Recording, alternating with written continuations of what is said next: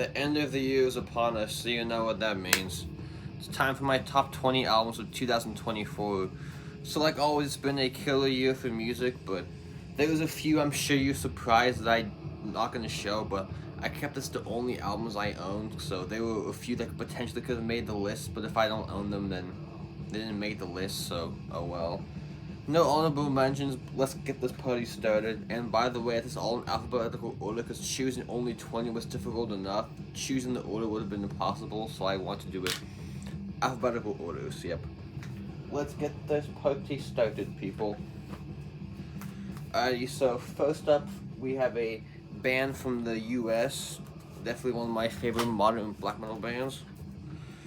This is Achilles with House of Black Geminis? Yeah, House of Black Geminis. So this came out, I think, the first half of the year, put out through Deborah Multi Productions. So they are a one-man band, I believe, from...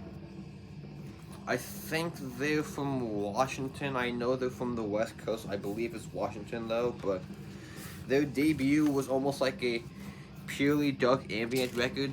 The two following this, they definitely became, like, more black metal after that point, but this record has like a little bit of the dark ambient stuff, but they used it more to like create a creepy atmosphere instead of actually using it as like the focal point of the music, so it's pretty cool. But yeah, this is definitely the most like evil and nightmarish sounding record. Came out in Deborah Multi Productions. So yeah, if you like super evil, scary, nightmarish black metal with some cool little like ambient pieces, check it out. Achilles, the House of Black Geminis. Alright, the next one, this band I talked about in my favorite death metal albums of the 2020s so far video, but not this record. So this is Cosmic Putrefaction with Emerald Fires Upon the Farewell Mountains, or Emerald rather. So these guys are a one-man band from Italy. Super, like, kind of, I guess you could say, cosmic-y, atmospheric death metal, sort of, is what I would consider these guys. So if you like stuff like the last Gorguts record and the most recent EP, so Colored Sands and Pleiades Dusk, is definitely in that vein. Then you hear some, like, a little bit of Blood Incantation too, but honestly, I think these guys are way better, but that's just me. Anyway, put it through Profound Lore Records, so this is their fourth full length, I believe. Yeah, this is their fourth, so let me show you the front. There's the front. Love the logo too, anyway. There you go. Sorry about the lighting, it's kind of sucks, so I have my computer screen pull up, so hopefully that makes the lighting a little bit better, but anyway, there's the front. Then the back, Profound Lore. Got the tracks. And it's almost like Belsagoth level track titles. I don't know what different variants there were of this, but I just got the standard black, so I'm not going to bother pulling it out, but I will show the insert. So there you go. There is that. Is this my favorite record by them? No, that would still be their second album, which I don't remember the album title because it has a super long name to it too, but yeah, man. If you like kind of like atmospheric, spacey death metal, check it out. Cosmic Putrefaction, Emerald Fires Upon the Farewell Mountains. Killer stuff. Next up, we got a band from San Jose, I believe. So this is Dipicus with their self-titled, just Dipicus. So my favorite record by them is their last record from 2 or 3 years ago, but... So these guys, I mean... it's almost like if Monkeys made death metal, which sounds kind of stupid, but...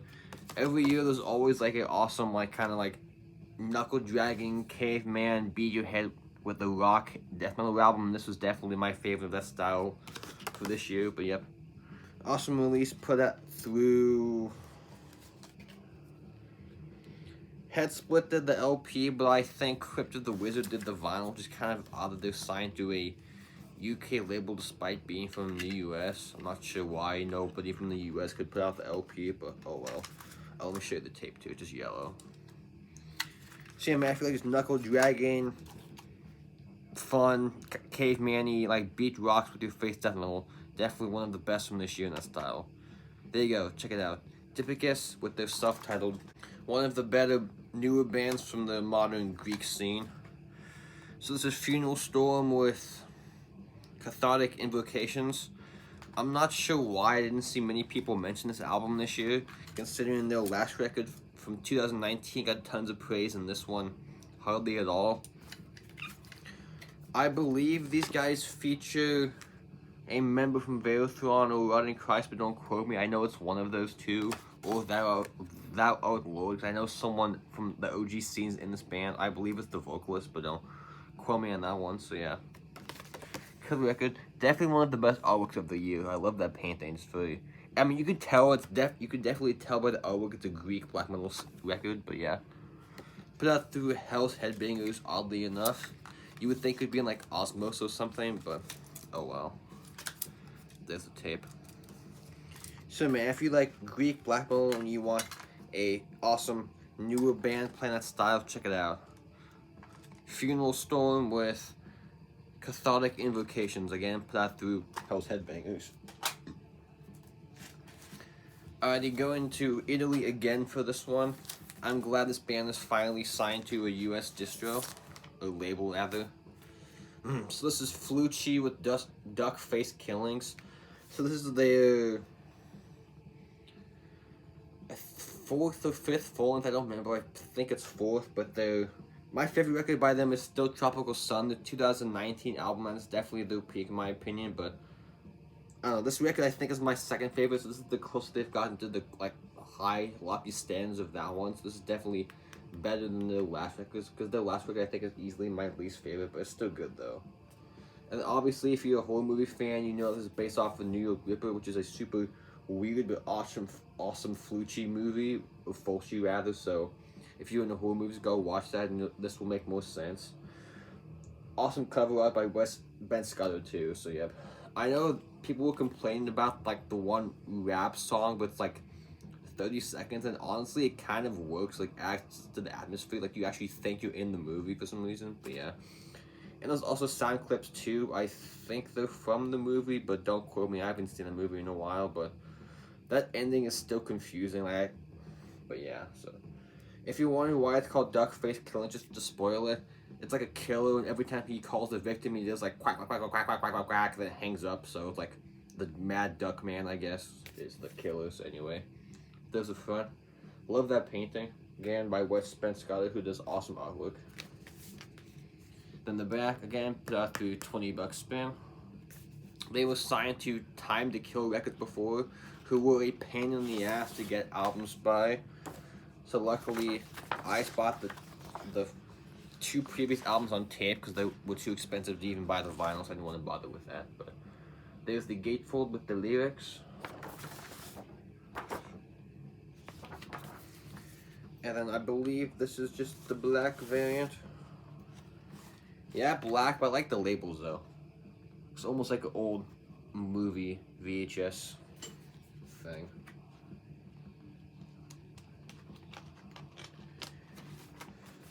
So yeah, man, if you like brutal death metal, they're definitely a very unique band in that scene. They don't really sound like anybody else. They definitely have a very unique sound, but they're definitely one of the more popular bands to be playing that style recently. But is this my favorite? No, I still suggest to start with Tropical Sun, but after that record, if you fell in love with that like I did, go to this one next. But there you go. Fulci, Duck Face Killings.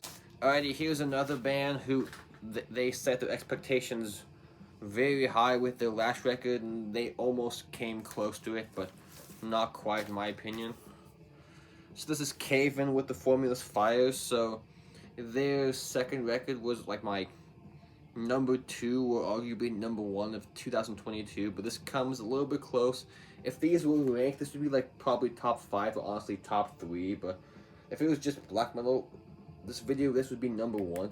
Easily my favorite black metal album of the year. But their previous record, The Great Below, that was like super like heavy metal influence. It was like melodic black metal with like heavy and speed metal influences. This one, they basically ditched most of the heavy metal influences, at least the riffing, except the solos though. It's the only reason like they kept the heavy metal spirit alive. So to me, musically, now this almost sounds like if Necrophobic was like not death metal influence at all. They just went straight up, straightforward black metal. It sounds a lot like this, which is probably why I love it, but spoiler alert, so yeah. And I think Sebastian from Necrophobic does a guest solo on one of the songs too, which is also a fitting comparison, so that's maybe why I said that, but anyway. There you go, there's the front. I think this has the better cover of the two albums though. The other album, the cover wasn't great, but this one's definitely the better artwork though, at least for me it is. There's the front. In the back, put out through Metal Blade. You don't really think of Metal Blade as putting out a melodic black metal album, but I guess they surprise you sometimes, eh? Here's the version I got. Cool blue and black merge, so good job Metal Blade for actually putting one that matches the cover art, so thank you. That would have been annoying if this wasn't like yellow or something stupid. Let me show you the insert. Kind of like a different, like, less detailed version of the actual album cover. There's the lyrics.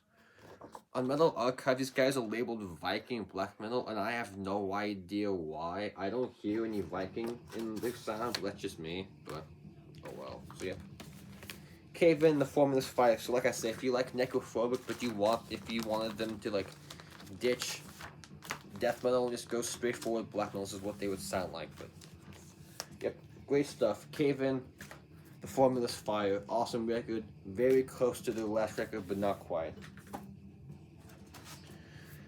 Here's a band that I wasn't familiar with until this record, but this is only the second, so I didn't really miss much. It was easy to go back to the other one, but so to go into the US, I forget where, but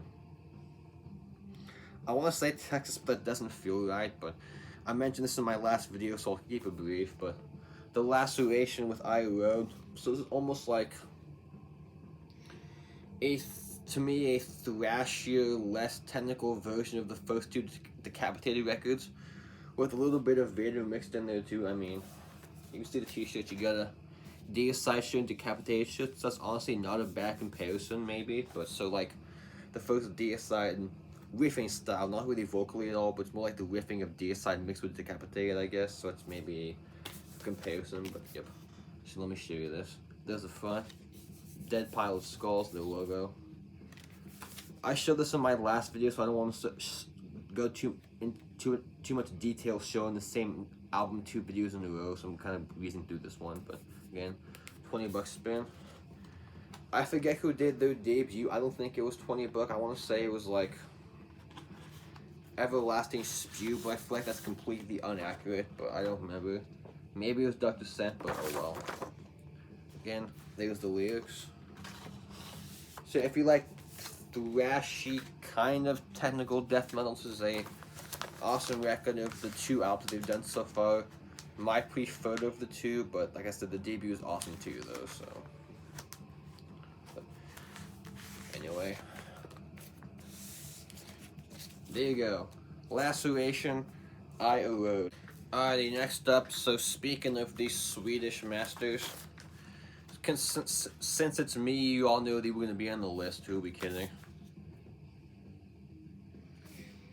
Necrophobic and the Twilight Grey, so obviously it's me, so you knew these guys were going to be here, so considering this is their 10th record, I'm still very impressed at how they were able to make a album this killer this late in their career. There were a lot of bands who get like not even to 10 albums, they're already kind of phoning in, but these guys, you can definitely tell they're still full of fire and energy. Compared to I would say of the last 3, I like it better than Mark of the Necrogram from 2018, but not as much as Dawn of the Damned from 2020, because that was my album of the year for that year. But this isn't as good as that, but it's still better. It's still better than Mark of the Necrogram, I think. But like I've said before, they don't have a bad record. It's not really saying much, but yeah. Favorite on here is probably Grace of the Past or Carvey Symphony or Cast in Stone, but this whole record is awesome. Title track rules. Mirrors of Thousand Lakes, As Stars Collide, Shadows of Bright Side Night, Ascension. I mean, it's Necrophobic, so you know it's gonna rule, at least for me, I know that, but anyway. There's the front. The cover art's not very good, and it's kind of my problem with it. It's kind of weird looking, but oh well. At least they didn't go for the third album in a row with the same castle. That would have been kind of lazy, so I'm glad they changed that. But anyway, I still wish it was better though. But just me nitpicking. Then the back, Century Media, who they've been signed to for a while. I forget who put out through initially. I want to say Nuclear Blast, but I don't think that's right. It was somebody else. But there's the gatefold. I believe the only original member is the drummer. Actually, I take that back. The drummer and the singer, but he left for a while, but he came back because I believe he did vocals on just the Nocturnal Silence, but he's been back since Mark of the Necrogram because the ex-singer was kind of a asshole who ended up like beating up his wife or something, but I don't remember offhand what happened, but I know they gave him the boot. But anyway, yep, Necrophobic, you all know my love for this band, so I'm gonna keep that short. But anyway, in the Twilight Grey, if for some reason you're not familiar with them, even though I've obviously never shut up about them, this is honestly maybe not a bad place to start though, so if you want to check them out, maybe start here and go backwards. But my favorite is probably still Dark Side, but you can't go wrong with any of this stuff, so just pick one and I think you'll enjoy it. But there you go. Necrophobic in the Twilight Grey. Alright, so this next band I think has gotten better with each release, so it's definitely good to like rise in quality instead of descend. So this is Necrot with just one called again Lifeless Birth. So definitely one of my favorite death metal bands of the last few years. So this is their third album, Path Through Tank Crime. So they are from I know it's Northern California. I think it's Oakland. Yeah, it's Oakland. So Path Through Tank Crimes, like I said. So these guys, I would say, compare them to something, a more American sounding Unleashed, maybe. I only say that because the guitar tone is pretty similar, but musically not really. But I say that because of the production though. But they definitely have their own sound though. They're not like super fast and crazy, but they definitely can get fast at times. So I would say this is probably like their most upbeat record, and also some of their catchiest. Like every song, you get the chorus stuck in your head. I mean, Drill the Skull, the Drill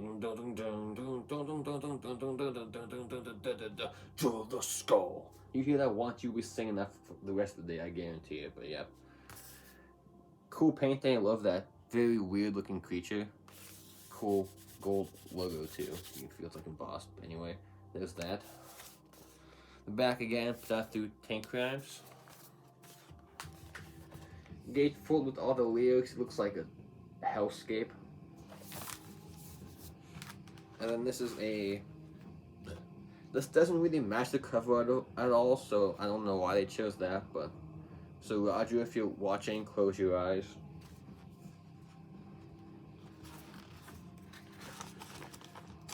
So yeah, man, if you want to check out Necrot, this is definitely the best. Like I said, they've gotten better with each record, but this is definitely their like highest songwriting peak, and definitely their catchiest too. Like I said, I guarantee the chorus, every song you will have stuck in your head the rest of the day. But there you go, Necrot, Lifeless Birth.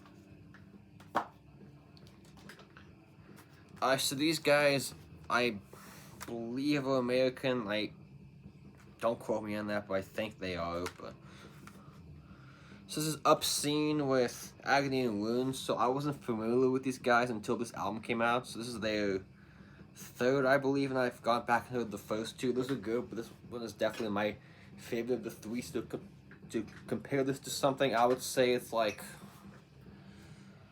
Ataraxy from Spain mixed with Asphyx, I guess, but faster. It's like when both those bands play fast, it's kind of like that. So it's like not really Death Doom, but it's like faster moments played by a Death Doom band, if that makes any sense. But especially like production wise, it reminds me a lot of Ataraxy.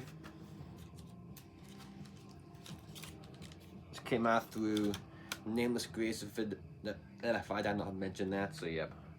Awesome release. So again, if you like Asphyx and Ataraxy, definitely awesome record to check out. So again, Obscene, Agony, and Wounds. So this is Ripped to Shreds with Sandshoe. So the previous record from 2022, I think, is my favorite record by them. This is their fourth full, if I did not mention that. So I think this is the first or second album as a full band. Cause I believe the first two was only Andrew Lee's project. He did everything, but yeah, they have a full band now. So to compare this to something, almost like, I guess you could say Swedish death metal, but you can tell they're not trying to be like a rebirth band. So it's like taking an influence, but they're trying to actually have their own unique sound, and not just be like an Entomb 15.0 like a bunch of the other bands do. But yep. And their previous record has them almost like Vital Remains-y de-Christianized guitar solos. They kind of ditched it on here, so that was one of my favorite parts about the previous record, honestly. So I wish they kind of incorporated that again, but oh well, you can't be pleased by everything, I guess. Love that painting. I kind of wish I had this on vinyl, but oh well. CD is good enough, so as long as I have it, that'll work. Except if you like good, just super heavy shredding, kind of Swedish inspired, but not ripping off anybody death metal, check it out. Rip to Shreds, Sansishu. Alright, so here's a band that I wasn't familiar with at all until this one came out. It's like their 10th record, so I'm definitely behind. Though in fairness, they've been around longer than I've been alive, so it's not entirely my fault. So this is Seer Bliss with Heavenly Down. So these guys are from, I think, Hungary. Kind of an odd choice, very weird, out of nowhere place. It's not exactly a country you think of for black metal, but like I said, this is like their 10th album or something. I've gone back to most of the discography. Of what I've heard, I think this is still their best period. So the newest one, but like I said, I've only heard I think the debut and the 3 after this, so I haven't heard the middle album, so maybe I could be wrong, but anyway. So musically, these guys, I would say, are like atmospheric black metal, I guess, but they have some weird instruments. I mean, let me read these off. So you have bass, vocals, synth, guitars, hang drum,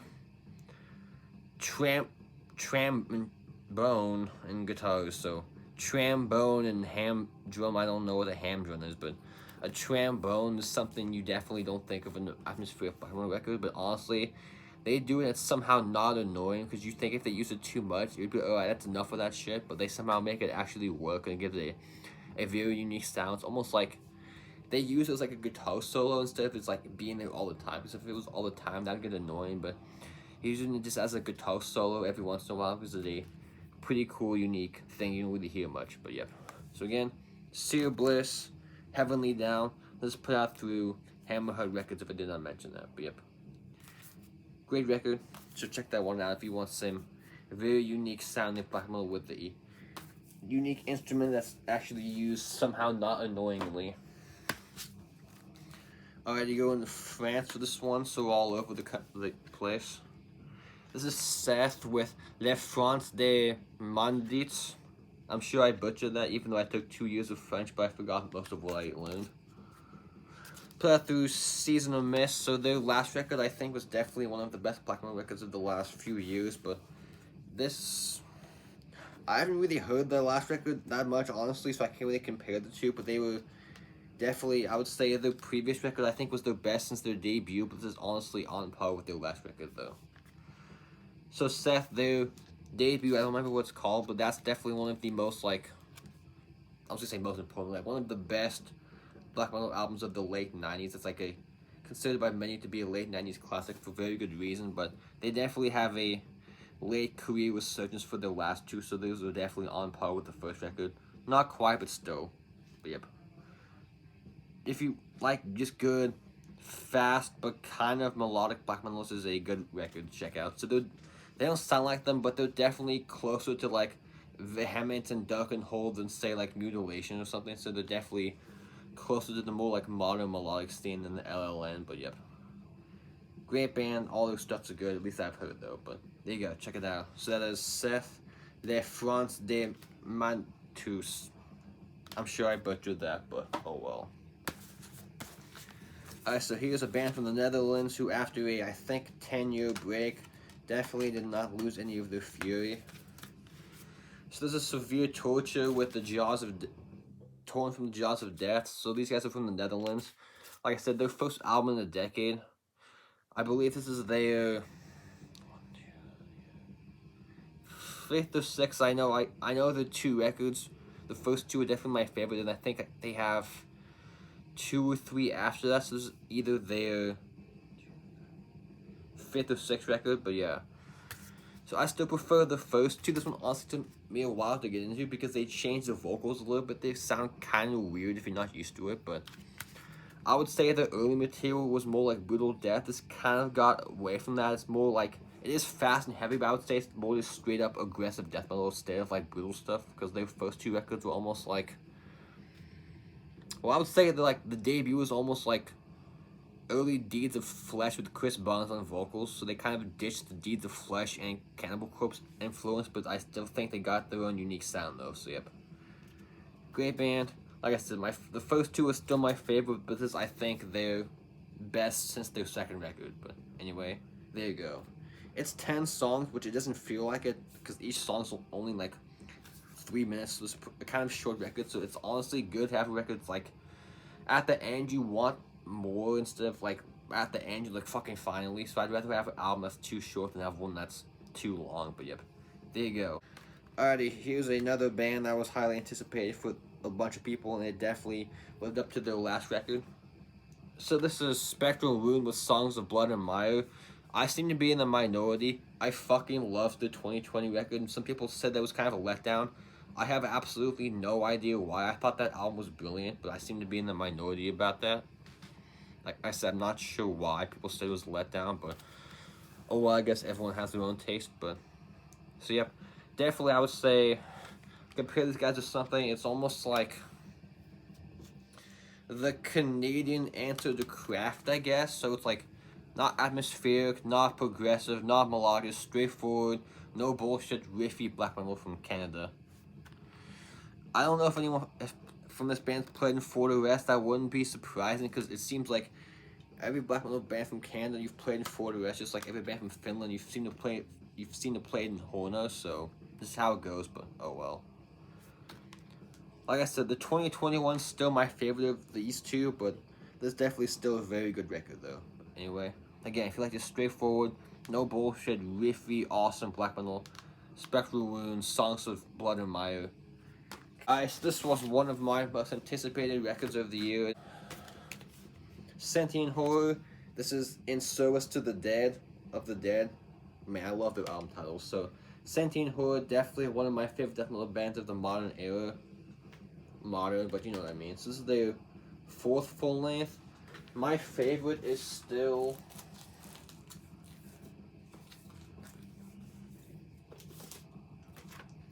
this is still the best in my opinion. This is Morbid Realms from 2018.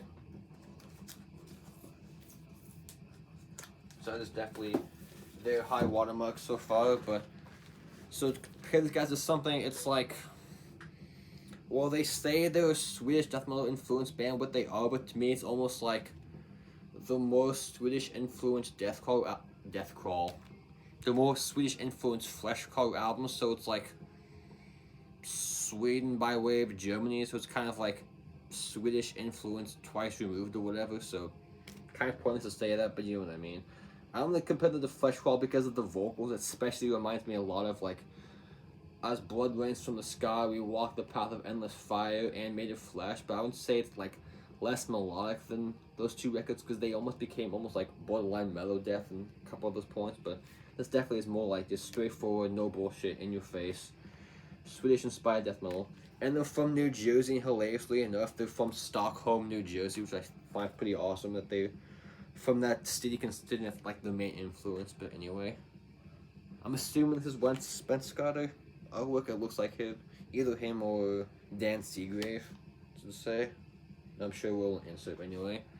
There's the front. Love their logo too. I got the t-shirt LP combo because I needed a shirt by them, so I have the t-shirt, just the artwork, so this sweet. Then the back put out through the awesome Redefining Darkness, who I will pimp every time I get a chance, because they are definitely one of the best death metal labels going right now. I don't think they get enough attention, so I will definitely hype them anytime I get the opportunity to. Yes, I will eventually do a label spotlight on them, so don't you worry. There's the insert with all the lyrics, guys in the band. The only thing I'm missing by these guys is the 2018 EP, because I have all 4 full lengths, so I'm just missing that. So if anybody knows where I can get that EP for cheap, let your boy know. And I got the awesome green. A little bit off color-wise, but if it was slightly lighter, it would have been cool, but oh well.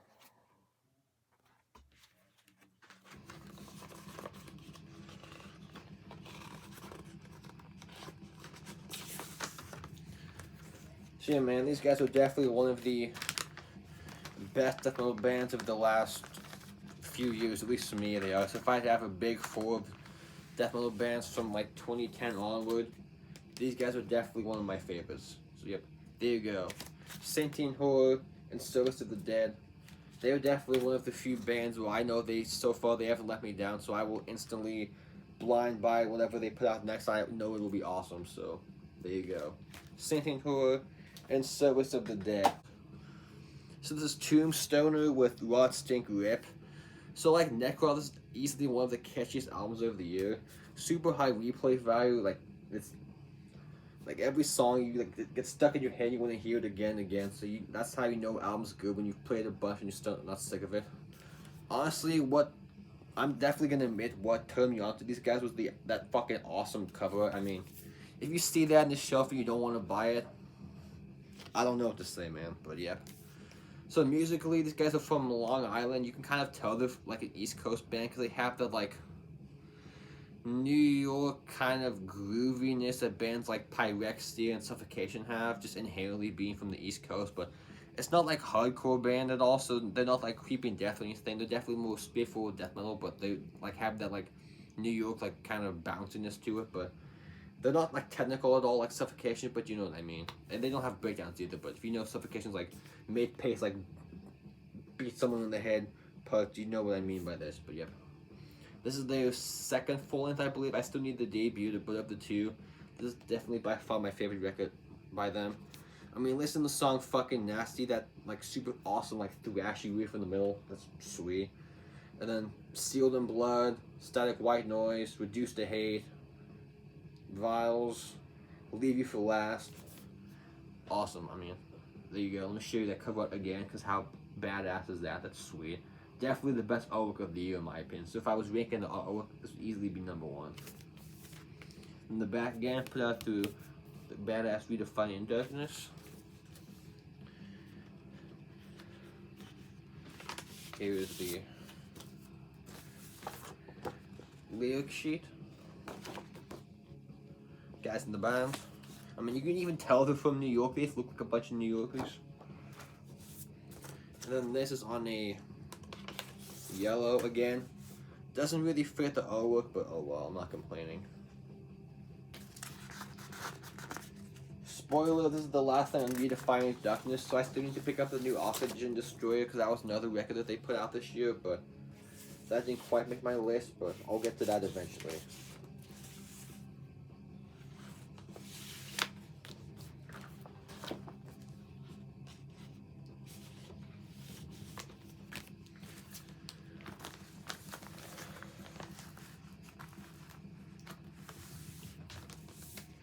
Ship, if you like super catchy, just in your face, like kind of like mid-pace, chunky, and also fast, awesome death metal, check it out.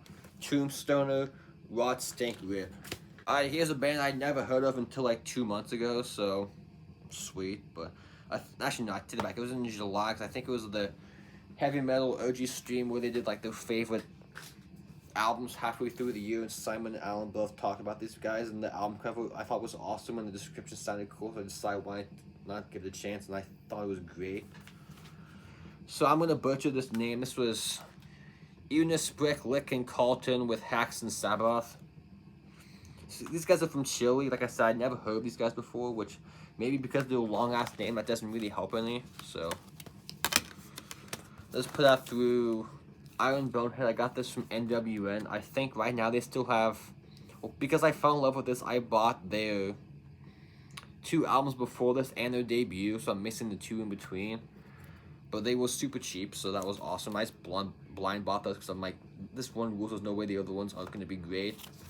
So to compare this to something, this and the two previous, I would almost say, like, if you like the Chasm at all, this is definitely a must here. This might be blasphemy to say, but honestly, I think this is way better than the Chasm, but that's just me, because I know people love that band. I think they're good, but this, I think, is way better in my opinion, but yep. And their debut kind of caught me off guard. It was like, almost like early Cataclysm, so I wasn't expecting that. So it's like Mystical Gates of Reincarnation, so it's almost like that crazy brutal stuff, so I wasn't really expecting that considering their last 3 records. So I'm not sure what the transition was, because I still haven't heard their 2 in between ones, so maybe it was probably like their second or third record where they made a change to be like more epic and grandiose. But anyway, again, let me show that. I wish I had this on vinyl, but like I said, they put out through Iron Bonehead, who's kind of a pain. He has to get stuff from in the States, but I just went through this because it's the easy way to get it. But anyway, again, I'm showing you this a bunch because that's an awesome painting. In the back, there you go. Iron Bonehead. Cool CD. Little mini gatefold thing. So if you're in the States, you want this band, this was like $6 on NWN, so you can't go wrong with that. Just blind buy it, that sounds interesting. But there you go. Una Sprek Colton with Haxton Sabbath. Great record, probably I think the best. Alrighty, so here's another favorite death metal band of mine from the modern era who I think put out their best record. So this is Undeath with More Insane. These guys are from Rochester, New York. So I re-listened, honestly, before I made this, like the last few days, I've been re-listening to all 3 of the records, and I think this one is definitely, so far, my favorite record by them. I think this is where they're starting to find their own sound, because the first 2 were great, but the first 2 were basically, like, no bullshit, like, early Corpse Grinder, Air Cannibal Corpse style, so, like, Vile, Gallery of Suicide, Bloodthirst, definitely in that vein. There's still moments of that, but I still think they found their own sound. They're starting to become Undeath instead of just another band trying to rip off the early Cannibal Corpse influence. But anyway, honestly, they have 3 albums. I think all 3 of them have kind of not very good artwork and pretty dumb album names too, but oh well. Anyway, there's the front again. Don't love that artwork, but oh well. In the back, that's pretty bad too. Here's the insert, like a spinal cord thing. I'm not sure what that's about. And then the lyrics, which you can't really see because they're printed pretty dark, so kind of a weird choice, but oh well. And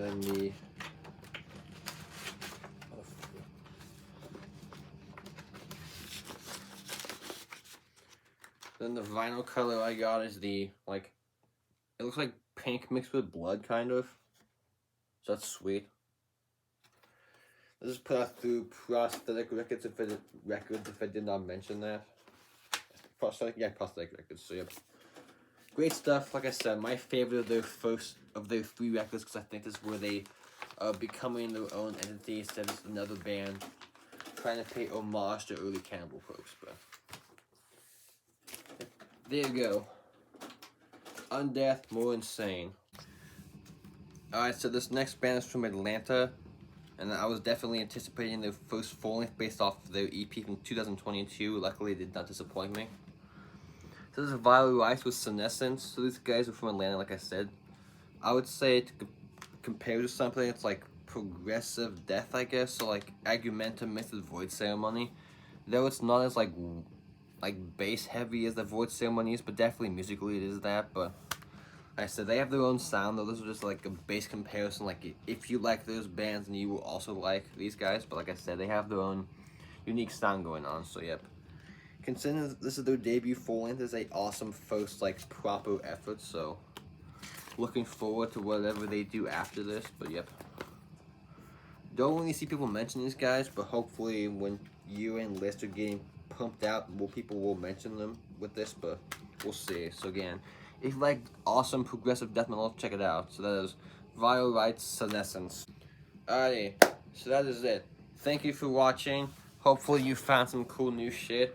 No honorable mentions. There's some I probably should have like shown. Like I said, it's only stuff I own. So like the new Hyperdontia, it's great, but I didn't buy that one or the new one Golf. I'm not sure why, but both bands have kind of like been bad at keeping up with, despite loving the previous stuff. But I'll buy those eventually. So anyway, thanks for watching. Looking forward to seeing you all's year-end list. So take care. Peace out. Goodbye.